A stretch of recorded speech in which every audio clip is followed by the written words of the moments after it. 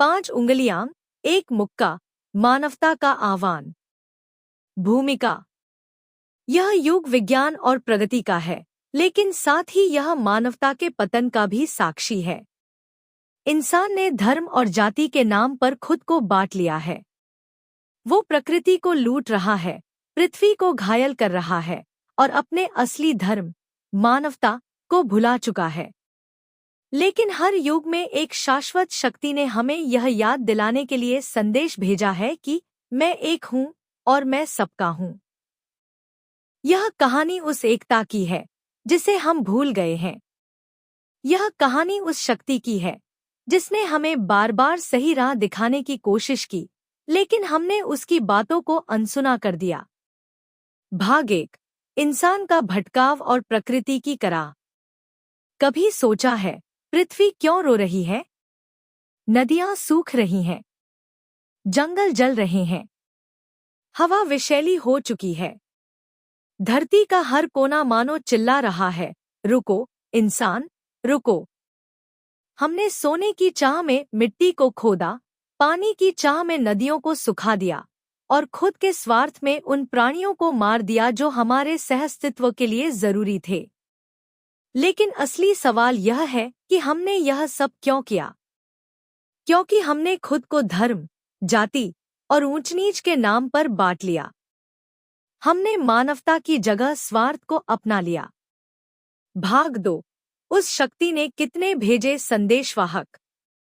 जब जब मानव भटका, तब तब उस शक्ति ने संदेशवाहक भेजे।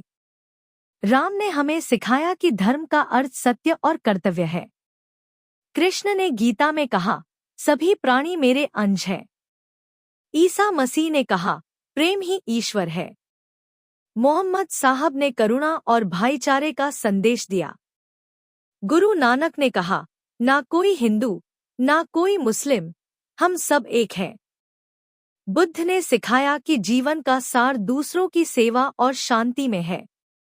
इन सभी ने यही कहा कि ईश्वर एक है और वह हर किसी का है। लेकिन हमने क्या किया? हमने इन महान आत्माओं के संदेशों को तोड़मरोड़ कर अपने स्वार्थ के लिए इस्तेमाल किया।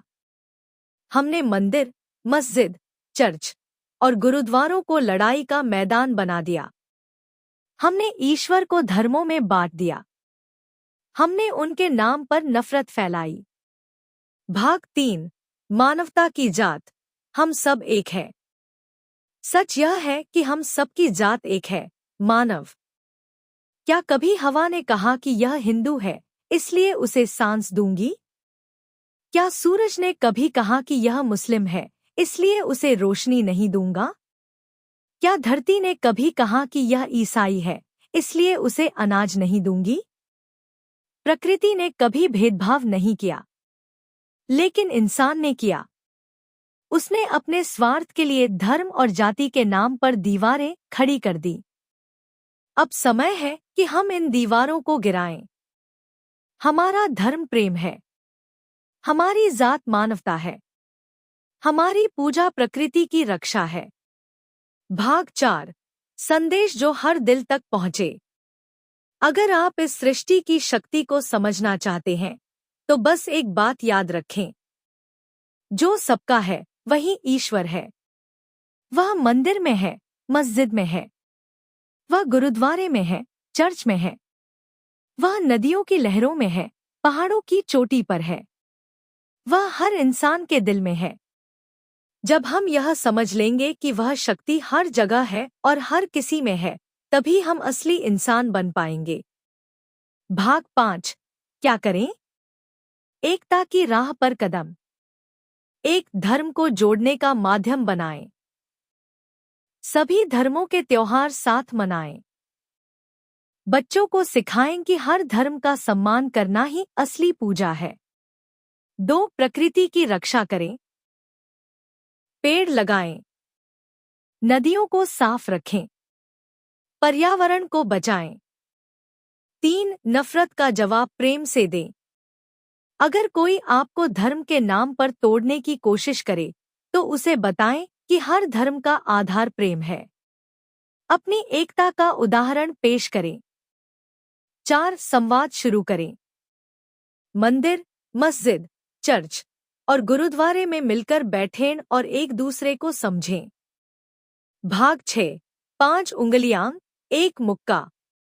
हमारी ताकत हमारी विविधता में है। हिंदू, मुस्लिम, सिख, ईसाई और बौद्ध, ये 5 धर्म हमारी 5 उंगलियां हैं। जब ये एक साथ आएंगे तो दुनिया में ऐसा मुक्का बनेगा जो हर नफरत, अन्याय और भेदभाव को खत्म कर देगा। हमारा नारा, 5 धर्म, एक मुक्का, नफरत को चूर करेगा। निष्कर्ष, एक नई शुरुआत। यह समय है जागने का।